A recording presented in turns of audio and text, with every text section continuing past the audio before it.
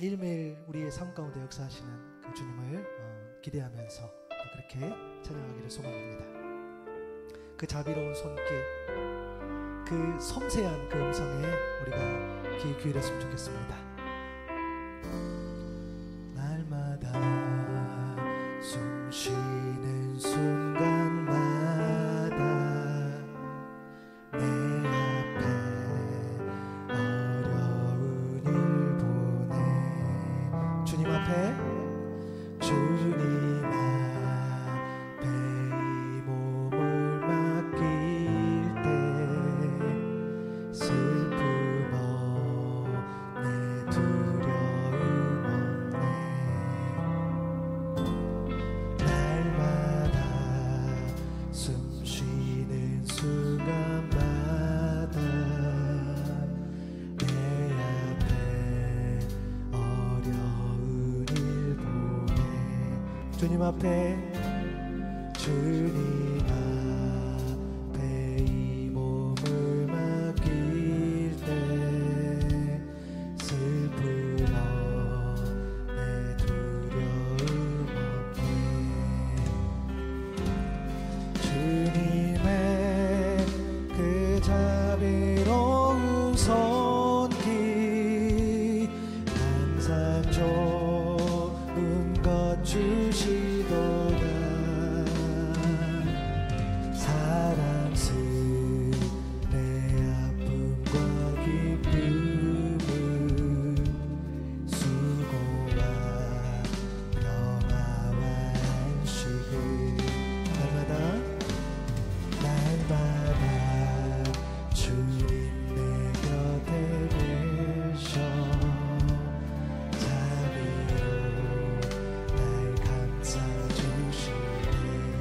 주님 앞에 이 몸을 맡길 때 힘주신 어린 나를 품에 안으시사 항상 평안해 주시도다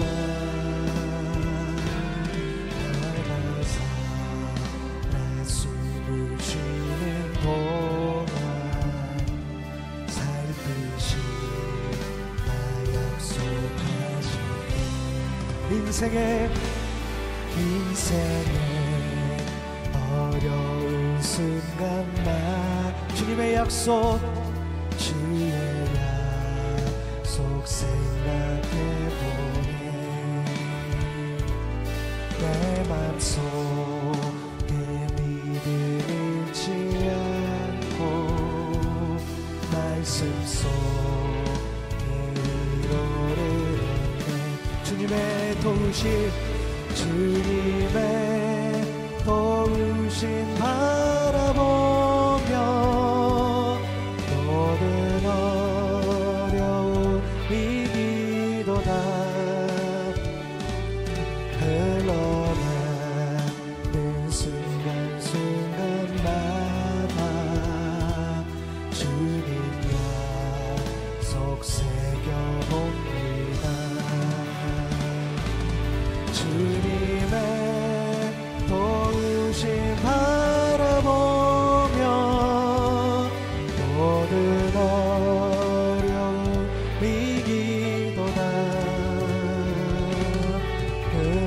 흘러가는 순간순간마다 주님 약속 새겨봅니다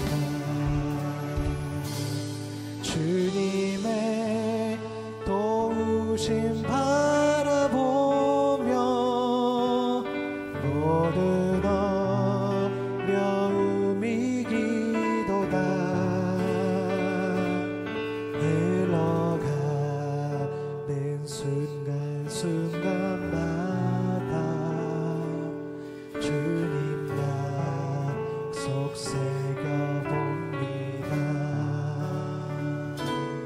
흘러가는 순간순간마다 주님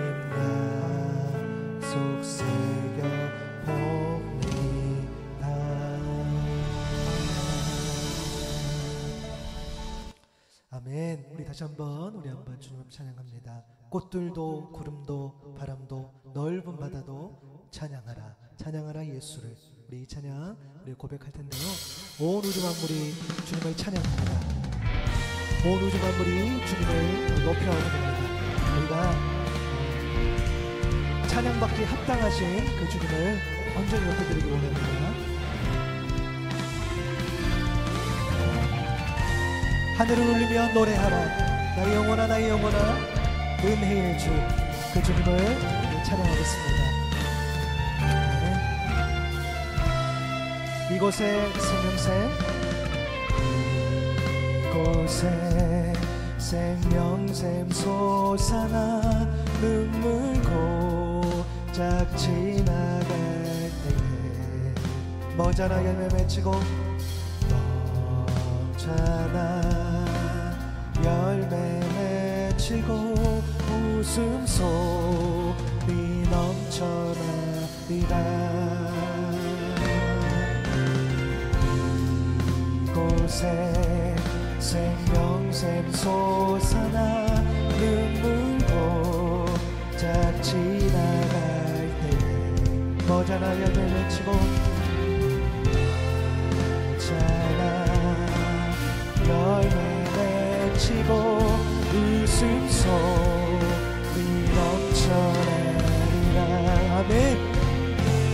꽃들도 구름도 바람도 넓은 바다도 찬양하라 찬양하라 예수를.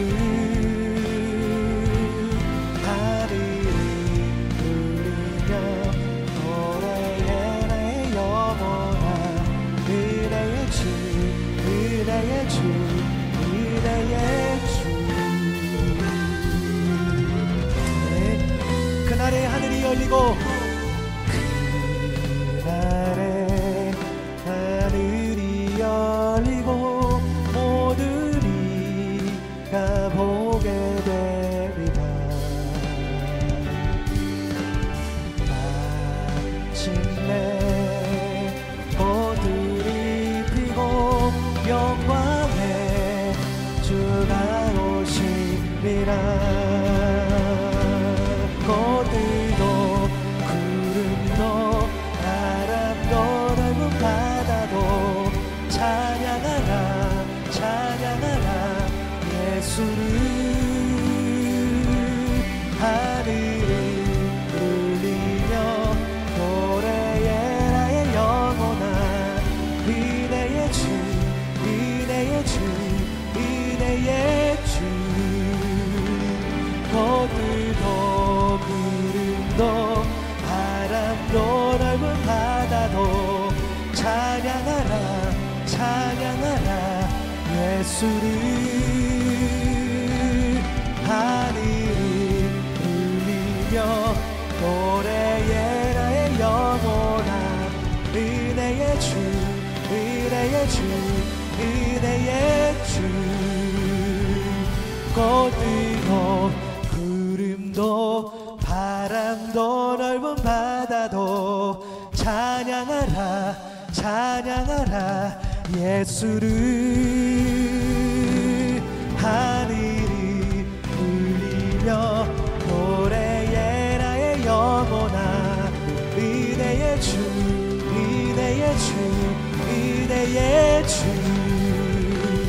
꽃들도 구름도 바람도 넓은 바다도 찬양하라 찬양하라 예수를.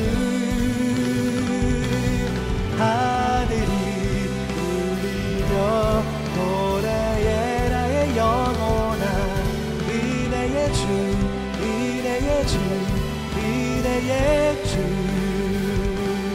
은혜의 주 은혜의 주 은혜의 주 은혜의 주 은혜의 주 예수.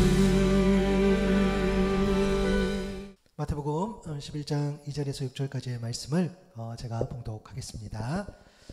요한이 옥에서 그리스도께서 하신 일을 듣고 제자들을 보내어 예수께 여짜오되 오실 그이가 당신이 오니까 우리가 다른 일을 기다리오니까. 예수께서 대답하여 이르시되 너희가 가서 듣고 보는 것을 요한에게 알리되 맹인이 보며 못 걷는 사람이 걸으며 나병 환자가 깨끗함을 받으며 못 듣는 자가 들으며 죽은 자가 살아나며 가난한 자에게 복음이 전파된다 하라. 누구든지 나로 말미암아 실족하지 아니하는 자는 복이 있도다 하시니라. 아멘. 오늘은 예수를 깊이 생각하라 5번째 시간입니다. 누구를 기다리고 있습니까? 라는 말씀의 제목으로 말씀을 나누도록 하겠습니다. 우리 인사하도록 하겠습니다. 우리 연일샘물교회 인사죠. 하나님이 당신을 부르십니다. 하나님은 당신을 계획하십니다. 하나님은 당신을 사랑하십니다. 아멘. 우리를 부르시고 계획하시고 우리를 사랑하신다는 그 놀라운 하나님의 은혜를 우리가 누릴 수 있기를 바라고요. 오늘 제가 물론 기분이 좋지만 더 좋은 날입니다. 왜냐하면 오늘 아까 이제 예배 드리는데 여기 그 건물 집주인께서 여기 앞에를 쓸어주셨어요. 그래서 하나는 우리가 너무 지저분했다 이거 하나 그러나 또 베테랑 분이죠. 집주인께서 우리를 늘 환대해 주시고 이렇게 해주셔서 늘 좀 평안한 마음이 있습니다. 그래서 아이들 인사도 시키고 또 거기도 그 손녀인 것 같아요. 그래서 비슷한 또래가 아이가 있어서 참 감사하다라는 그런 생각을 하게 됐습니다. 그래서 그런 의미에서 되게 그 평안합니다. 물론 감기가 계속 지속될지 어쩔지 모르겠으나 아직까지는 너무 훈훈해요. 그래서 그런 마음이 있어서 좀 평안한 것 같습니다. 말씀을 나눴는데요. 저희가 지난 시간 또 세례요한 이제 시작하는 그 이야기를 하면서 이제 예수님의 사역이 시작됐다고 말씀을 드렸습니다. 그러면서 조금 남달랐던 게 뭐냐면 우리가 예수님이 이제 사역을 시작하시는데 공교롭게도 이 사복음서는 예수님의 사역을 한 사람으로부터 시작을 하죠. 이제 바로 세례 요한입니다. 우리가 지난 시간 세례 요한 나눴고 오늘도 조금 더 내용을 이어가 보려고 하는데요.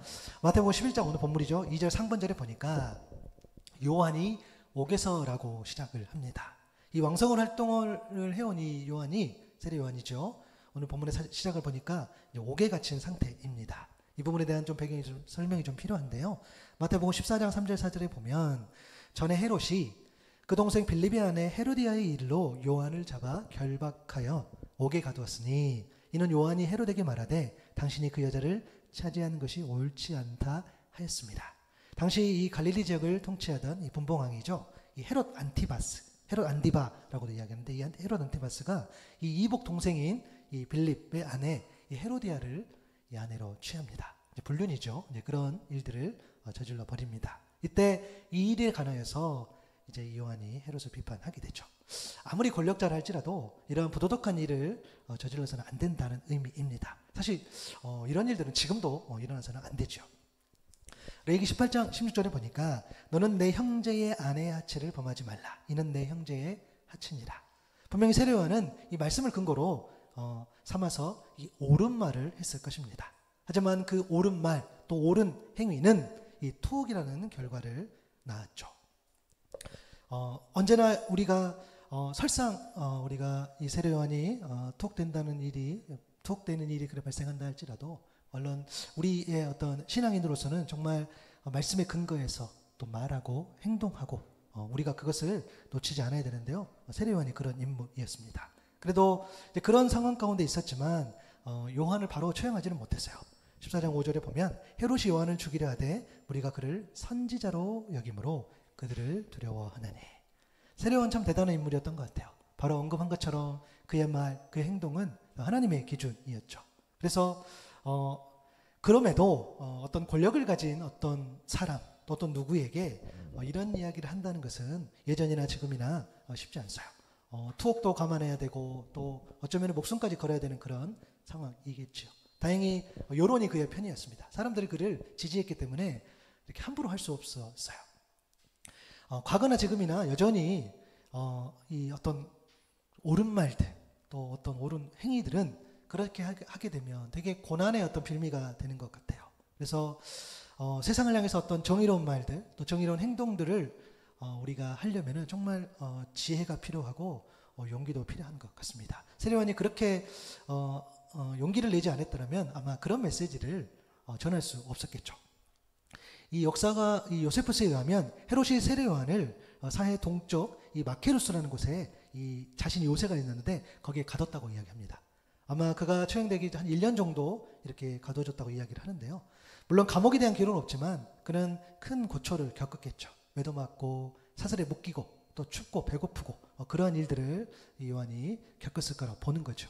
오늘 보면 2절 3절에 보니까 요한이 여기서 그리스도께서 하신 일을 듣고 이 제자들을 보내어 예수께 여짜오되 오실 그이가 당신이오니까 우리가 다른 일을 기다리오니까 이렇게 질문을 하게 됩니다.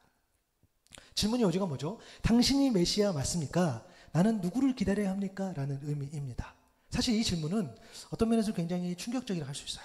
물론 질문 자체가 충격적인 게 아니죠. 예수님 당시 모든 사람이 예수님이 누굴까라는 그런 관심이 있었어요. 왜냐하면 범상치 않죠. 말하는 거, 행동하는 거, 또 그가 만나는 사람들. 너무 이제 비범한 거죠. 그래서 궁금했어요. 예수님 과연 누구실까라는 거죠. 이 질문, 그러니까 질문 자체가 문제가 아니라 질문을 한 사람이 다른 사람도 아닌 이 세례 요한이라는 것이 사실 이 질문에 대해 약간 충격이라 할 수 있어요. 우리가 아는 것처럼 요한은 세례 그 죄를 용서받게 하는 그 회개의 세례를 선포하죠. 그래서 온 이스라엘 사람들이 그에게 나아가서 자기들의 어떤 죄를 고백하고 또 요단강에서 그에게 세례를 받았습니다. 마가복음 1장 7절에 보니까 그가 전파하여 이르되 나보다 능력 많으신 이가 내 뒤에 오시나니 나는 굽혀 그의 신발끈을 풀기도 감당하지 못하겠노라. 여러분 무슨 말입니까? 세례 요한의 말이죠. 너희들이 나를 굉장히 특별한 사람으로 보는데 나는 너희가 말하는 그런 사람이 아니다. 나는 진짜가 아니다. 그림자다. 내 뒤에 진짜가 오시는데 나는 몸을 굽혀서 그의 신발끈을 풀 자격조차 없다라고 이야기를 하죠. 저희가 살펴봤던 것처럼 세례 요한은 엄청난 사람인데 겸손까지 합니다. 사람들이 정말 세례 요한을 따랐고 지지했던 이유를 알 것 같아요. 그가 큰 영향을 끼쳤지만 겸손까지 한다는 거죠. 그래서 우리가 실력도 갖추고 거기에다가 인격도 굉장히 좋고 거기다 겸손까지 한다. 예, 이런 사람들은 사실 따라야 되겠죠. 요한이 그런 존재였던 것 같습니다. 마가복음 1장 8절이죠. 나는 너희에게 물로 세례를 베풀었거니와 그런 너희에게 성령을 베푸시리라. 진짜가 오시는데 진짜가 오시면서 성령으로 세례를 베풀 것이다. 여러분 지난주에도 말씀드렸고 또 제가 계속 말씀드려요. 내가 직접 하나님과의 친밀한 관계를 맺지 않으면 여러분 안 된다는 거예요. 자, 예배가 너무 중요해요. 맞아요. 예배의 자리를 지키는 것, 또 생명을 담아서 예배의 자리, 말씀의 자리를 오늘 우리가 이렇게 하는 것처럼 말씀을 지키는 게 너무 중요하죠. 아모스 8장 11절에 보면 주 여호와의 말씀이니라 보라 날이 이를지니라 내가 기근을 땅에 보내리니 양식이 없어 주림이 아니며 물이 없어 가람이 아니며 여호와의 말씀을 듣지 못한 기갈이라. 양식이 없어서 배고픈 게 아니고 물이 없어서 목마른 게 아니라 하나님의 말씀이 없기 때문에 우리는 영적 그런 허기짐에 시달린다는 거예요.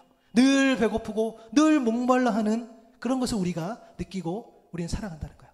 세상에 나가면 다 그렇게 살아가는 거죠. 그러니 생명 다해서 예배의 자리, 말씀의 자리를 지켜야 하는 건데 그런 영적인 목마름들, 그런 허기들은 하나님의 말씀, 그 양식이 아니면 안 된다라는 거예요. 그러나 여러분 그 자리를 지킬 때 내가 직접 하나님의 임재를 경험하지 못한다면 여러분 너무나 안타까운 일인 것 같아요. 우리가 주일날 예배드리고 어떤 섬김의 자리, 봉사의 자리를 나갔는데 우리가 주를 위해서 애쓴다고 나갔는데 거기에서 주님을 더 깊이 경험하지 못하고 그 일을 통해서 드러나시는 하나님의 그런 영광들을 우리가 경험하지 못한다고 한다면 여러분 그것만큼 안타까운 일이 어디 있겠습니까? 그래서 우리가 이렇게 예배 드리고 또 말씀도 나누지만 내가 직접 말씀을 읽고 내가 직접 하나님을 만나고 경험하고 소통하고 함께 하는 것이 중요하다는 거예요. 말씀을 직접 보는 것, 그래서 경험하는 것, 그래서 그 말씀대로 살아가는 것이 다 하나같이 중요하다는 것을 놓치지 않는 저와 여러분 될 수 있기를 바랍니다. 그래서 이 요한이 말한 게 뭐죠? 성령 세례를 베풀 것이다. 결국엔 뭡니까? 메시아를 통해서 하나님이 직접 너희들을 직접 만날 수 있게 해주겠다라는 의미라는 거예요. 오셔가지고 우리가 죄를 씻는 세례를 베풀지만 더 나아가서 메시아께서 오셔서 너희들이 정말 하나님을 직접 만날 수 있도록 그런 길을 열어주시겠노라 하는 것이 요한의 메시지였습니다. 성령 세례를 통해서 또 성령의 함께함을 통해서 하나님과 더 친밀하게 교제한다는 거죠. 지금 그 메시아를 이 요한이 계속 이야기를 하는 겁니다. 요한복음 1장에도 보면 이러한 예수님, 이러한 메시아를 세례 요한이 소개하는 장면이 나와요. 요한복음 1장 29절이죠. 이튿날 요한이 예수께서 자기의 나오심을 보고 이르되 보라 세상 죄를 지고 가는 하나님의 어린 양이다 라고 이야기해요. 세상 죄를 지고 가는 하나님의 어린 양. 여러분 이스라엘 백성들 자기 죄의 문제를 해결하기 위해서 어떻게 했습니까? 제물을 들고 성소로 나아갔죠. 나의 죄를 이 양, 이 제물에게 나의 죄를 우리가 보내죠. 그러니까 전가한다는 표현을 씁니다. 전가하는 거죠. 이 제물을 그래서 죽임으로써 내 죄를 그 자리에서 없애는 거죠. 제물을 통해서 나의 죄를 씻는 거죠. 이러한 일들을 성소에서 반복적으로 하는 거죠. 세례 요한이 예수님을 보고 세상 죄를 지고 간다고 말했어요. 나의 죄, 너의 죄, 우리의 모든 죄를 여러분 이 죄가 전가되는 거죠. 누구에게? 하나님의 어린 양에게. 여러분 하나님의 어린 양이 아니고서는 이 일을 누가 감당하겠어요? 내 죄, 너의 죄, 우리의 모든 죄를 도대체 누가 감당하겠습니까? 그런데 그 일을 감당할 분이 바로 내 뒤에 오는 사람이다 라고 요한이 이야기하는 거예요. 요한복음 1장 32절에 요한이 또 증언하여 이르되 내가 보매 성령이 비둘기같이 하늘로부터 내려와서 그 위에 머물렀더라. 하나님이 세례 요한에게 직접 보여주신 그 내용이에요.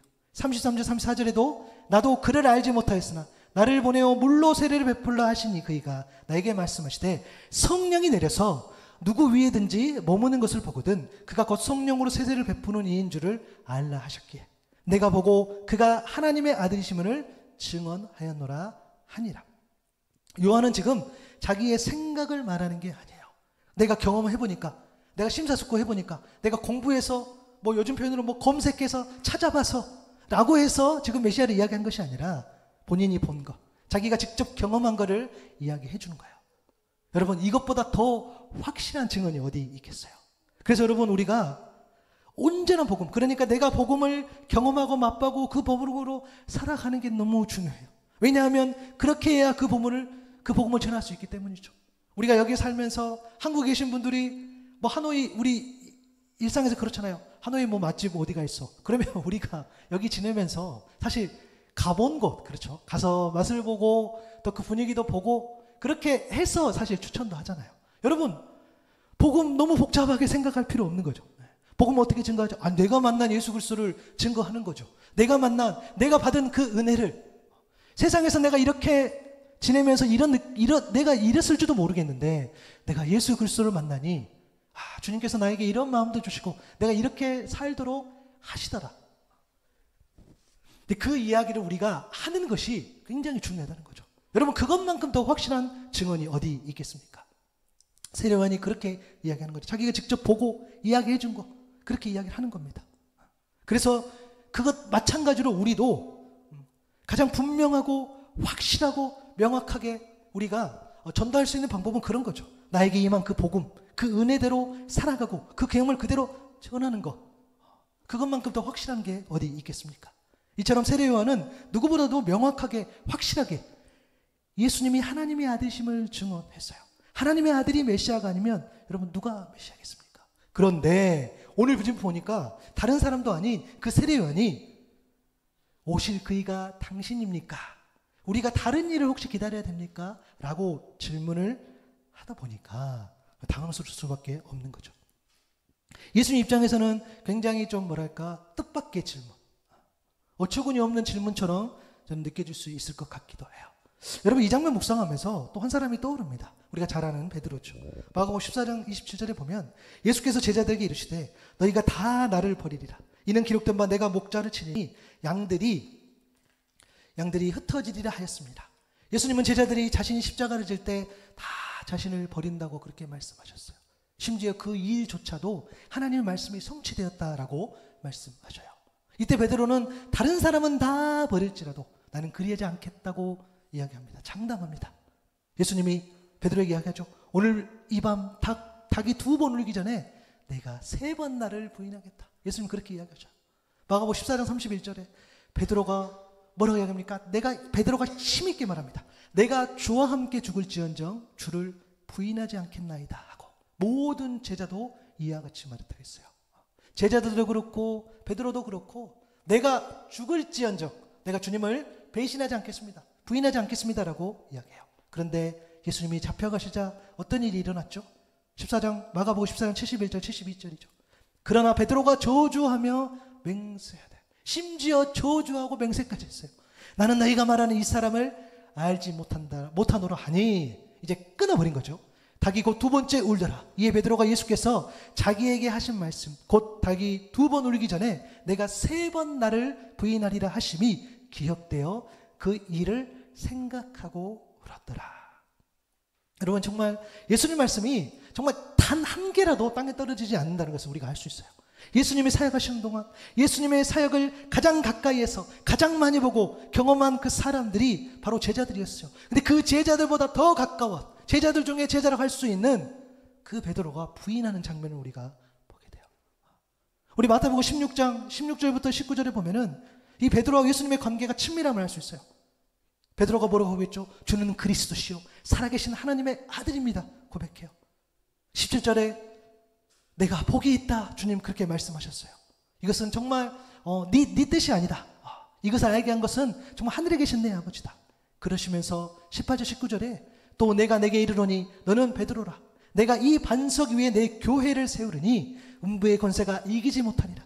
내가 천국 열쇠를 내게 주리니 내가 땅에서 무엇이든지 매면 하늘에서도 매일 것이요 내가 땅에서 무엇이든지 풀면 하늘에서도 풀리리라 하시고.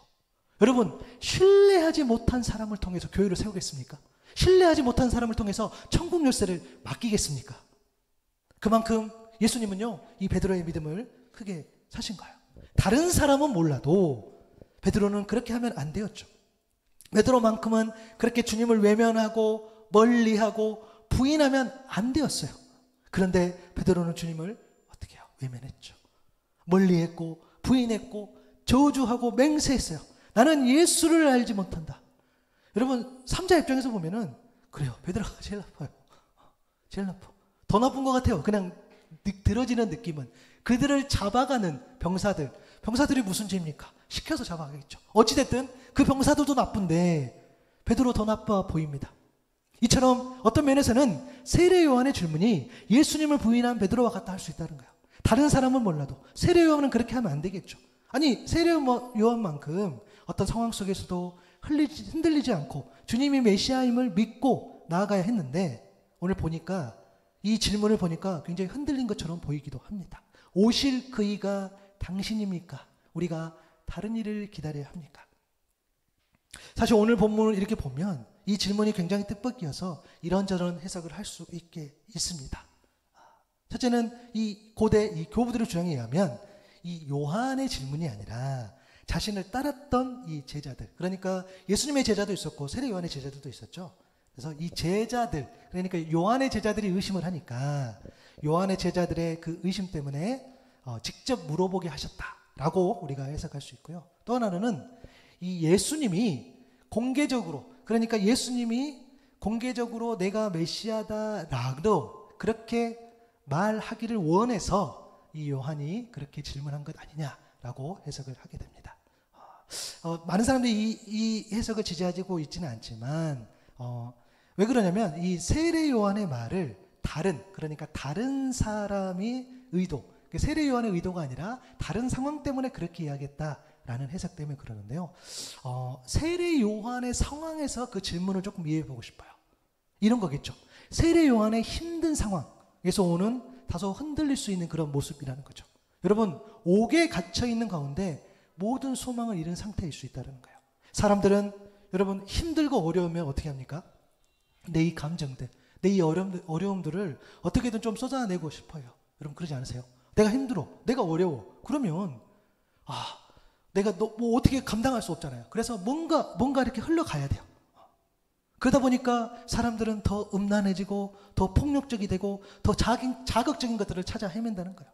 특히 그것을 이러면 안 되지만 연약한 사람들에게 쏟아내는 거예요. 부정적인 것들을. 내가 힘들다고, 내가 안 풀린다고, 내가 공격받는다고 더 연약한 사람들을 찾아서 그 사람들을 공격의 대상으로 삼는다는 거예요. 특히 가장 공격하는 대상이 가족들. 그렇죠? 저도 그러면 안 되고 우리 모두 그러면 안 되죠. 내가 힘들다고 아내에게, 내가 힘들다고 남편에게, 내가 힘들다고 자녀들에게, 자녀들도 자기가 힘들다고 부모들에게 그런 감정들을 막 쏟아내고, 물론 푸념할 수 있겠죠. 그러나 제가 말씀드린 것은 조금 더 나아가서 굉장히 부정적인 것들을 좀 말씀을 드린 거예요. 요한이 그럴 수 있다는 거예요. 요한도 사람인지라 이 상황 가운데에 자기의 어떤 그런 부분들.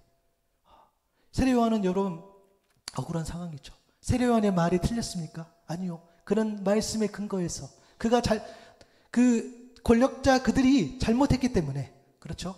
헤롯이 잘못했기 때문에 선한 말, 옳은 말을 분명히 했어요. 그것 때문에 그는 억울하게 옥에 갇혔어요. 말씀을 지켰기 때문에, 신앙을 지켰기 때문에 겪는 그런 고난이었어요. 그래서 더 속상했을지 몰라요.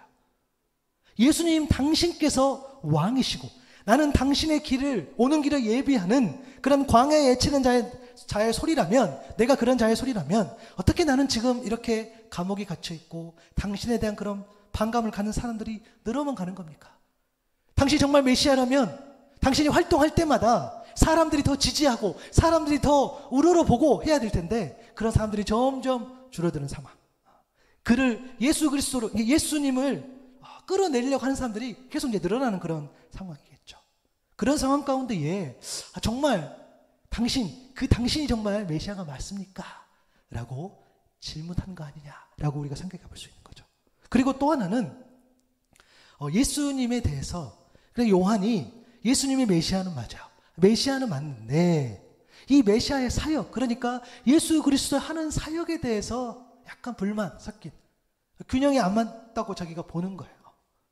여러분 이사야 35장 5절과 6절에 보면 그때에 맹인의 눈이 밝을 것이며 못 듣는 사람의 귀가 열릴 것이며 그때에 저는 자는 사슴같이 뛸 것이며 말 못하는 자의 혀는 노래하리니 이는 광야에서 물이 솟겠고 사막에서 시내가 흐를 것입니다. 예수님의 치유 사역, 그러니까 메시아가 했던 사역을 이야기하는 거죠. 눈먼 사람, 귀먹은 사람, 다리 절던 사람, 말 못한 사람이 치유하는 모습들, 그것을 이사야가 예언한 것이죠. 그리고 광야에서 물이 솟겠고 사막에서 시내가 흐를 것입니다. 이런 기적 같은 일들이 메시아가 오시면 이 치유 사역이라든가 이런 기적들이 일어날 것이다 라고 이야기하는 거죠. 맞죠? 예수님 통해서 그런 일들이 정말 일어났죠. 이사야 35장 근데 4절에 보니까 겁내는 자들에게 이르기를 굳세어라 두려워하지 말라. 보라 너희 하나님이 오사 보복하시며 갚아주실 것이라. 하나님이 오사 너희를 구하시리라 하라. 여러분 어떤 모습이 있죠? 보복하시는 메시아, 갚아주시는 메시아, 또 구해주시는 메시아, 또 이 이야기도 있어요. 이사야 61장 1절 2절에 보면은 우리가 잘 아는 말씀이죠. 주 여호와 영이 내게 내리셨으니 이는 여호와께서 내게 기름을 부으사 가난한 자에게 아름다운 소식을 전하게 하려 하십니다.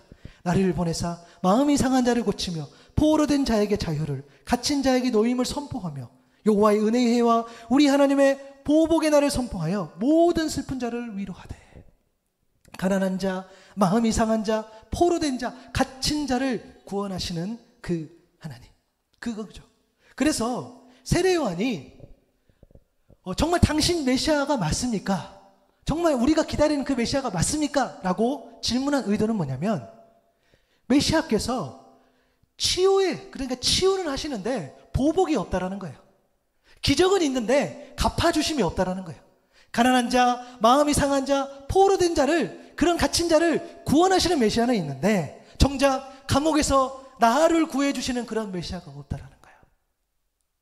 세례 요한 또한 이스라엘 백성이었죠. 그가 기다리는 메시아, 심판하는 메시아, 보복해주시는 메시아, 갚아주시는 메시아.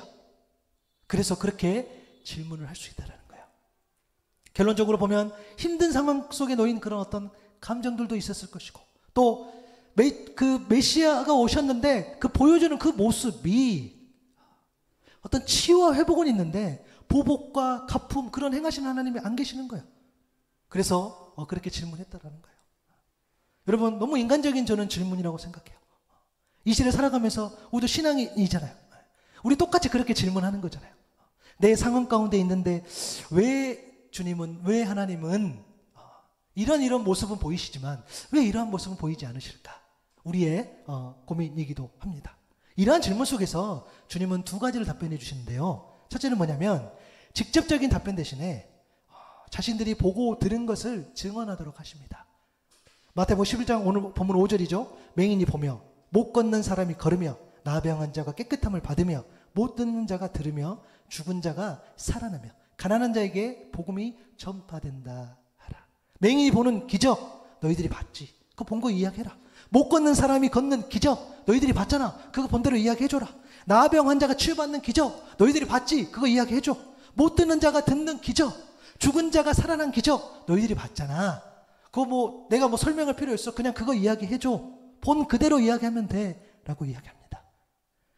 가난한 자에게 복음이 전파된다. 이 표현을 좀 모호할 수 있는데요. 메시지 성경에 보면은 이 부분을 이렇게 번역했어요. 이 땅의 불쌍한 사람들이 하나님께서 자기들 편임을 깨닫는다. 여러분 그건 무슨 말이죠? 가난한 자에게 복음이 전파됐어요. 가난한 자에게 복음이 전파됐다라고 했을 때 물론 가난한 자가 있어요. 뭐 물질 좀 채워줄 수도 있겠으나 여러분 우리가 잘 생각해 보면 가난한 자에게 정말로 복음은 뭡니까? 하나님께서 그들의 편이 되어주신다는 거예요. 하나님께서 그들과 함께 해주신다는 거예요. 하나님께서 그들과 동행해 주신다는 거예요.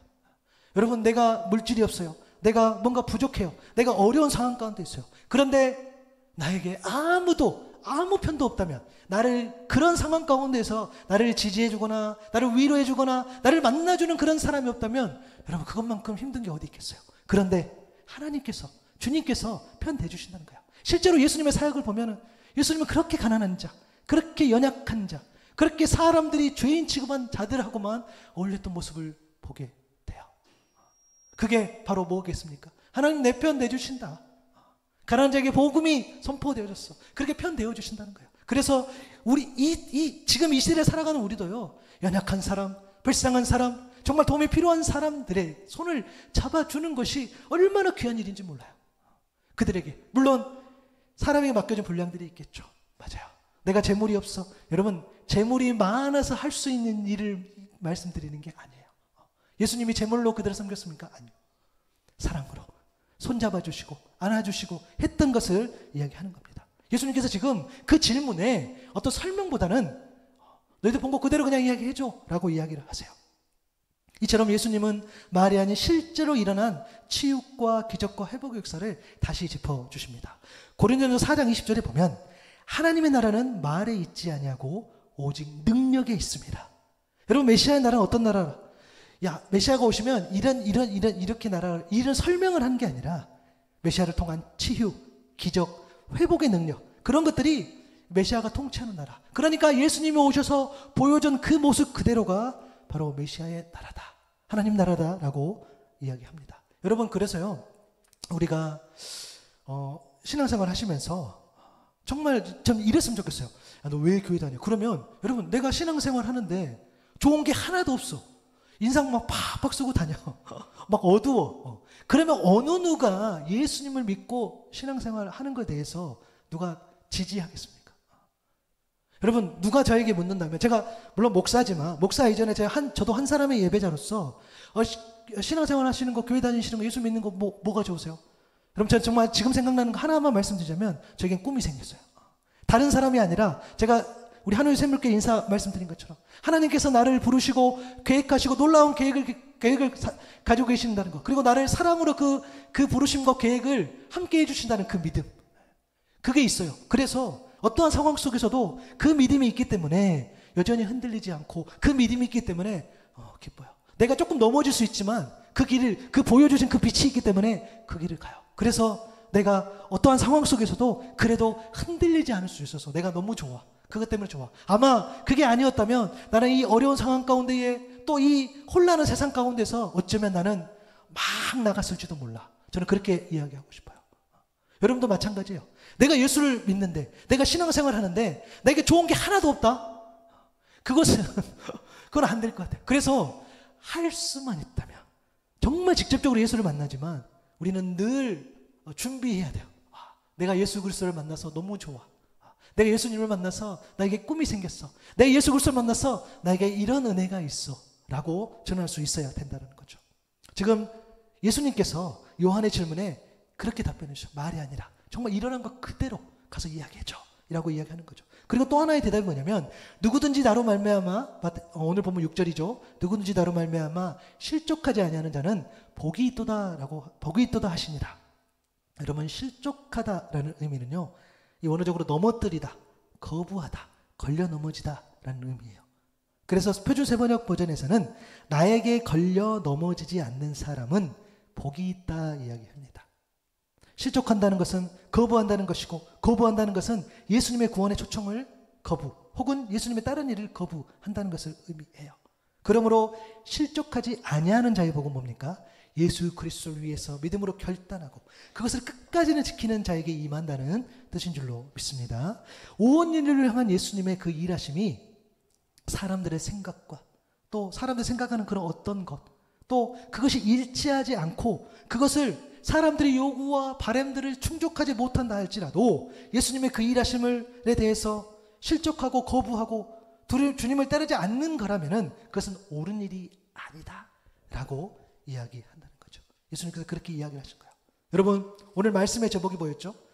누구를 기다리고 있습니까? 입니다. 여러분은 어떤 메시아를 기다리고 있는지 모르겠어요. 어떤 메시아. 여러분, 저도 하노이 샘물교회를 섬기는 목회자로서 또 신앙인으로서 여기 예배하는 모든 어느 누구라도 여기에 한 분이든 또 뭐 나중에 또 모르겠어요.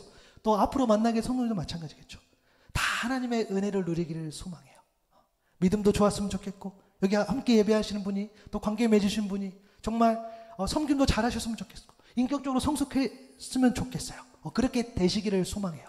그리고 그것뿐만 아니라 여기 계신 함께 예배하는 분들 또 내가 아는 분들이 정말 세상에서도 정치, 경제, 사회, 문화 어느 영역에서도 정말 영향력 있는 사람이 되기를 소망해요. 사람들에게 존경받는 그런 사람 될 수 있기를 축복하고 정말 그렇게 바라요. 또 이런 마음도 있어요. 예수님을 믿지만 예수님을 안 믿는 사람보다, 그렇죠? 되게 이기적이죠. 예수님을 안 믿는 사람보다 우리 예수 믿는 사람이 더 잘 됐으면 하는 바람도 있어요. 정말 그런 마음이 있죠. 정말 교회 안에서 수고하고 헌신하고 그러한 분들이 세상에서도 여전히 참 많은 어떤 물질의 복도 받고 세상적으로도 정말 성취도 잘하고 정말 그렇게 됐으면 좋겠어요. 그리고 지는 것보다, 그렇죠? 그리고 지는 것보다 다 이겨냈으면 좋겠어요. 그런 어려운 상황 가운데서도 신앙생활 잘하는 분들이 그런 것들을 이겨내서 그래서 막 그런 승리의 메시아가 또 우리가 기도했던 소원들이 다 그렇게 좀 되었으면 참 좋겠어요. 그런 마음이 있습니다. 저만 그러겠습니까? 우리 신앙인들 또 같이 신앙생활 하는 분들은 그런 마음들이 있겠죠. 정말 예수님 잘 믿는 사람들이 정말 잘 되기는 그런 마음들이 분명 있을 겁니다. 마태복음 7장 8절이죠.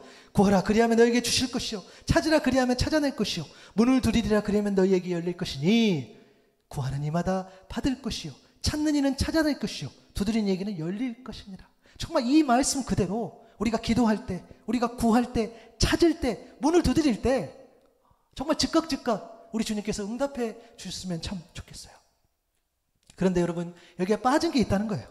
갈라디아서 1장 4절을 보니까 그리스도께서 하나님 곧 우리 아버지의 뜻을 따라 이 악한 세대에서 우리를 건지시려고 우리 죄를 대속하기 위하여 자기 몸을 주셨다라고 이야기해요.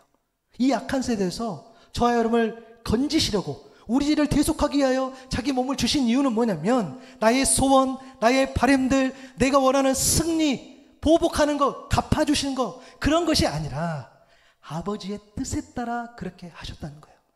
저와 여러분이 원하는 그런 승리, 보복, 또 갚아주신 것들 이러한 제목들 그런 것들을 어떤 무시하거나 가볍게 여기신 것이 아니라 우선하는 게 있는데 그것이 하나님 아버지의 뜻이라는 겁니다. 마태복음 7장 21절에 뭐라고 되어 있습니까? 나더러 주여 주여 하는 자마다 다 천국에 들어갈 것이 아니요 다만 하늘에 계신 내 아버지의 뜻대로 행하는 자라야 들어간다고 이야기하셨어요. 요한복음 6장 40절에도 내 아버지의 뜻을 아들을 보고 믿는 자마다 영생을 얻는 이것이니 마지막 날에 내가 이를 다시 살리리라 하시니라. 여러분 아버지의 뜻은요 저와 여러분이 우리가 했던 그런 기도 그런 바람들 그런 잘되는 것이 우선이 아니라 아들을 보고 믿는 것 그래서 영생을 얻는 것이 곧 아버지의 뜻이라는 것이죠. 그것이 승리라는 거예요. 그래서 세상을 이기는 승리에 대해서 요한일서 5장 4절에 분명히 기록되어 있어요.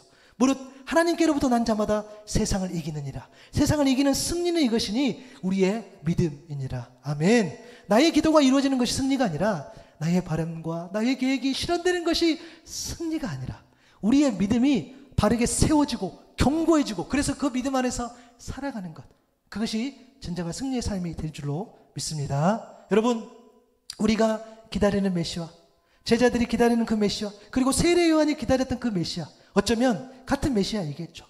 단지 그 역할 사역이 달랐죠. 눈먼 사람, 귀먹은 사람, 다리 절던 사람, 말 못하는 사람들은 치유하는 메시아, 기적을 베푸시는 그런 메시아를 기다릴 것입니다. 믿으면 지킬수록, 믿음을 지키면 지킬수록 더욱더 고난 가운데 있고 더욱더 공격받고 갇히게 되고, 그래서 내가 신앙을 지키면 지킬수록 멸시받고 천대받고 억울함을 경험한 사람들은 어쩌면 보복하는 메시아, 갚아주시는 메시아, 구해주시는 그런 메시아, 갇힌 자를 구원하시는 그 메시아를 기다릴 겁니다. 그런데 여러분, 정말 우리가 우선해야 될 것이 있다는 거예요. 그 균형이 중요하다는 거예요. 그것은 하나님 아버지의 뜻인 줄로 믿습니다. 여러분, 삼일교회 송태구 목사님 말씀 중에 이런 표현이 있어요. 하나님은 옳은 일을 하시는 분이 아니라 하나님이 하시는 일이 옳은 일이다. 하나님은 옳은 일을 하시는 분이 아니라 하나님이 하시는 일이 옳은 일이다. 우리는 자꾸 나의 뜻, 나의 바람, 나의 소원이 옳다고 여겨져요. 물론 저도 그렇습니다. 내가 생각하는 것들, 내 바람들이 틀렸다고 한다면 저도 못 참을 것 같아요. 못 견딜 것 같아요. 나의 뜻과 나의 바람들, 그런 것들을 우리는 옳다고 여기며 살아가죠. 여러분들 마찬가지로 생각합니다. 여러분들 기다리는 메시아, 그 주님, 치유하고 회복시키는 주님, 그리고 보복하시고 갚아주시는 그 주님, 그러한 주님을 기다리는 것은 분명 옳다고 여기며 살아갈 겁니다. 주님 또한 우리가 생각하고 그런 것들을 여러분 가볍게 여기지 않으세요. 우리 주님 그런 분이 아니시는 거죠. 때로는 우리의 생각에 동의해 주실 때도 있고, 때로는 시간을 가지고 우리의 생각을 고쳐주실 때도 있어요. 인격적인 주님이시기 때문에 우리가 어떤 마음과 생각을 가지면 그것을 기다려 주십니다. 그러나 본질을 놓쳐서는 안 된다는 거죠. 하나님은 우리가 생각하는, 우리가 믿는 그런 옳은 일, 선한 일, 우리에게 필요한 일을 하시는 분이 아니고, 하나님이 하시는 일이 옳고 하나님이 하시는 일이 선하고 하나님이 하시는 일이 곧 우리에게 가장 필요한 일인 줄로 믿습니다. 여러분, 우리가요 즉각적인 치유를 원할 때 주님은 더 인내하라고 잠잠해 하십니다. 하나님의 때가 이르지 않았기 때문이죠. 우리가 보복해 주시면 안 됩니까? 하나님 좀 대갚아 주시면 안 됩니까? 우리가 그것을 원할 때 주님은 오히려 상황을 더 악화시키면서 하나님 때가 아직 이르지 않았기 때문에 기다리라고 이야기해요. 여러분, 우리가 사역 현장에 나가면은 특히 목회자들도 그럴 때가 있어요. 이건 분명히 공격을 받았어. 이거는 너무 저희도 사람인지라 어떤 이야기를 들으면 맞아, 내가 실수했구나 할 때가 있고요. 또 아니야, 이건 내가 실수한 게 아닌데 저분이 그렇게 이야기하시는구나 라고 안타까울 때가 있지요. 그러면서 그 자리에서는 참고 인내하지만 돌이키면 하나님 좀 갚아주시면 안 됩니까? 보복해 주시면 안 됩니까? 마음이 들 때도 있다는 거예요. 하나님 그 마음을 모르시지 않으세요. 그런데 내가 원하는 보복, 내가 대갚아 주시는 그것을 원할 때 하나님 오히려 더 지연시켜, 더 악화시킬 때가 있다는 거예요. 왜요? 아직 하나님 때가 이르지 않았기 때문입니다. 나의 소원, 나의 바람, 나의 계획, 나의 뜻, 나의 의지, 나의 선함, 이것이 옳은 일이 되고 지금 실현되어야 하는 일이라고 그렇게 간구할 때 오히려 주님은 더 침묵하시고 더 인내하시고 오히려 전혀 다른 길로 인도하신다는 거예요. 하나님의 때가 아직 이르지 않았기 때문입니다. 여러분, 우리는 정말 이것을 놓치지 않았으면 좋겠어요. 우리는 하나님의 한 부분만 볼 수 있을 뿐이에요. 우리는 인내하시는 하나님과 그것을 갚아주시고 보복해 주시는 하나님을 동시에 바라볼 수 없어요. 우리는 심판하시는 하나님과 동시에 용서하시는 그 하나님을 우리는 동시에 볼 수가 없다는 거예요. 그렇게 헤아리기가 쉽지 않다는 거예요. 하나님의 큰 구원의 계획을 우리는 온전하게 헤아릴 수 없기 때문이죠. 그래서 여러분, 겸손해야 된다고 생각해요. 그래서 겸손해야 됩니다. 그래서 엎드려야 됩니다. 하나님, 이때에 이것을 이루십시오 라는 것은 우리는 한 부분만 바라보면서 이야기한다는 거예요. 그래서 할 수만 있다면 우리는 겸손하고 엎드리고 인내할 수 있어야 된다는 거예요. 왜냐하면 하나님이 보여주신 것만 우리는 볼 수 있기 때문입니다.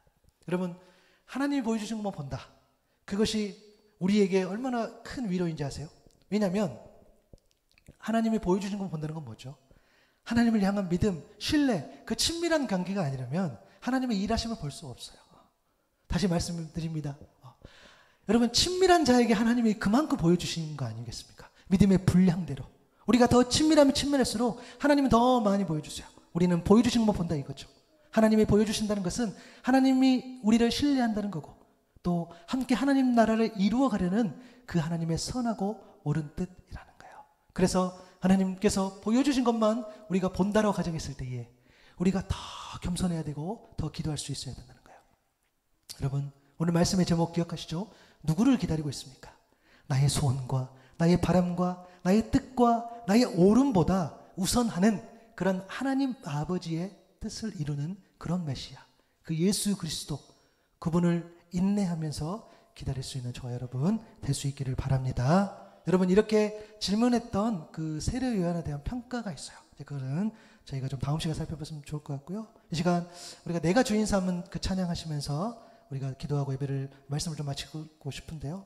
여러분, 사람은 무엇을 또한 누구를 주인으로 삼느냐에 따라 그 길이 분명하게 나눠질 겁니다. 나의 소원과 나의 바람과 나의 계획, 나의 뜻, 나의 옳음을 주인으로 삼는 인생이 있을 것이고, 하나님 아버지의 뜻을 주인으로 삼은 인생이 있을 겁니다. 여러분, 그렇게 되기를 소망합니다. 하나님 아버지의 뜻을 나의 주인으로 삼고 그렇게 살아가는 삶이 되기를 소망하는데요. 오늘 말씀을 기억하시면서 우리 내가 주인 삼은 찬양, 이 찬양을 좀 고백했으면 좋겠습니다. 우리가 상황 가운데 놓여 있을 때에 하나님 아버지의 뜻을 저버릴 수 있는데요. 그렇지 않기를 소망합니다. 우리 찬양할까요? 내가 주인 삼은 모든 건 내려놓고 내 주 대신 주 앞에 나가 내가 사랑했던 모든 건 내려놓고 주님만 사랑해. 내가 주인 삼은 모든 건 내려놓고 내 주 대신 주 앞에 나가 내가 사랑했던 모든 건 내려놓고 주님만 사랑해. 주 사랑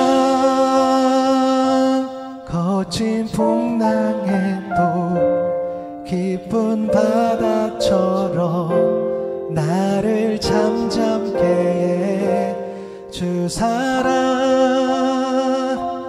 내 영혼의 반석 그 사랑 위에 서리.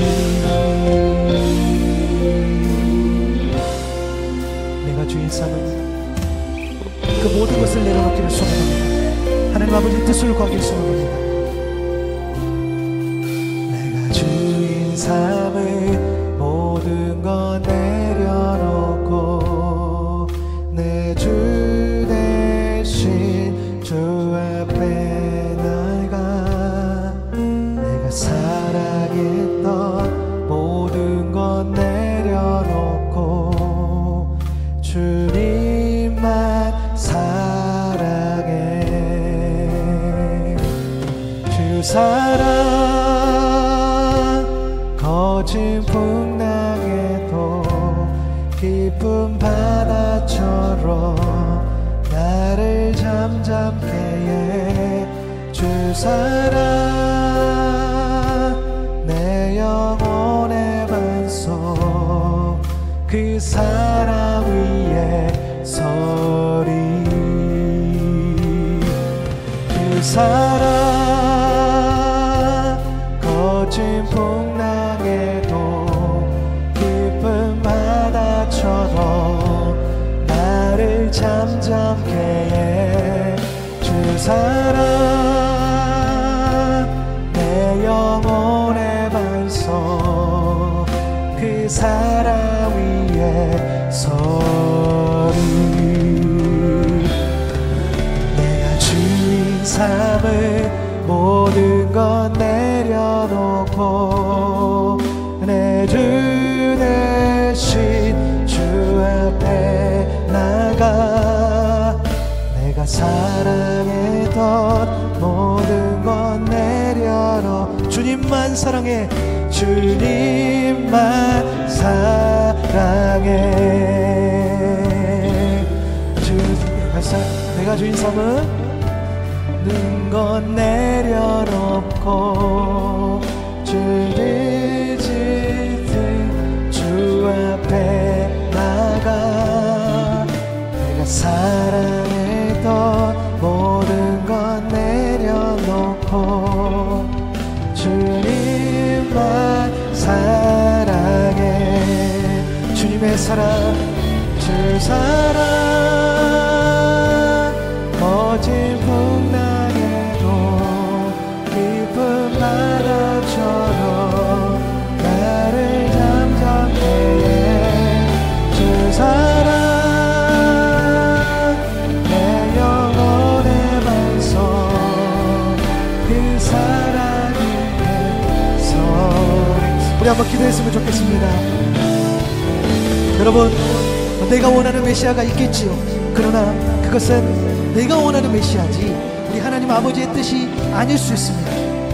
하나님께서 갚아주시기를 원하지만 이때에 갚아주시고 함께 해주시기를 원하지만 때로는 하나님 때가 아니기에 더 인내하고 기다려주시는 우리가 하나님을 경험합니다.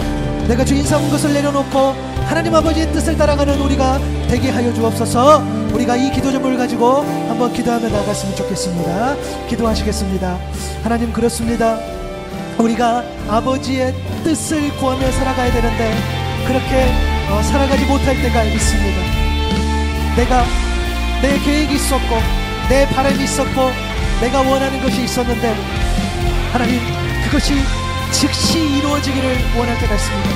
내 지금 상황이 너무 버겁기 때문에 내 상황이 고난 가운데 있기 때문에 내 이 고난이 빨리 끝나고 내 이 어려움들이 빨리 끝나고 또 나를 공격하고 나를 핍박하는 그가 정말 무너지기를 소망하고 그리고 내 이 어려운 상황들이 내 이 패배가 승리로 바뀌기를 소망할 때가 많이 있습니다. 주님 그러나 그것은 나의 오름이고 나의 원함이고 나의 때임을 고백하오니 주님 하나님의 오름 하나님의 선함 하나님의 때에 하나님 그 뜻을 이뤄가시기를 소망하오니 그 하나님의 뜻을 붙잡는 내가 되게 하여 주옵소서. 내가 하나님의 뜻을 앞서가지 않게 도와주시고 내가 오직 하나님의 뜻맛을 구하는 내가 그 하나님을 구하며 기다리는 자가 되게 하여 주옵소서. 하나님 내가 고난 가운데 있습니까? 절망 가운데 있습니까? 내가 어려움 가운데 있습니까? 내가 원하고 또 내가 구하고자 하는 그 뜻이 있습니까?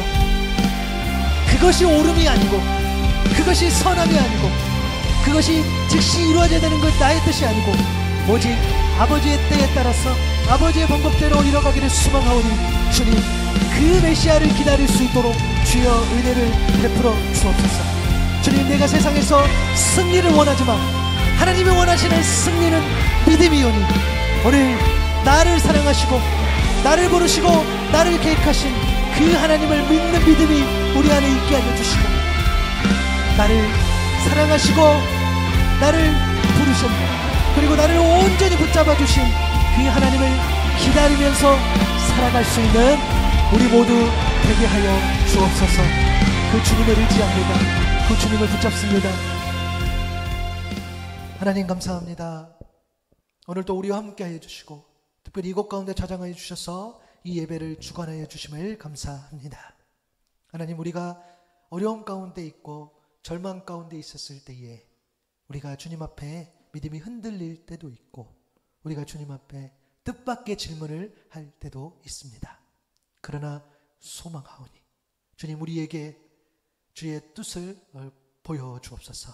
우리에게 믿음을 허락하여 주시고 우리가 하나님 아버지의 뜻을 먼저 구할 수 있는 우리 모두 되게 하여 주옵소서. 우리가 원하고 우리가 바라는 것이 옳은 것이 아니라 인내하실 때에 그것이 하나님의 옳음이고 또 침묵하실 때가 하나님의 옳음이고 또 우리가 원하는 길로 다른 길로 인도하시는 그 하나님이 옳음이오니 우리가 하나님의 일이 늘 옳음을 따라가고 믿고 의지할 수 있는 우리 모두 되게 하여 주옵소서. 오늘 함께 예배하는 우리 한 사람 한 사람 한 분 한 분들을 축복하며 그분들의 삶을 하나님 붙잡아 주시고 인내해야 될 때 또 참아내야 될 때가 바로 이때이고 그것이 하나님의 뜻이라면 주여 예배하는 우리 모두에게 인내하는 믿음을 주시고 참아내는 믿음도 주시고 하나님의 뜻을 분별할 수 있는 믿음 주셔서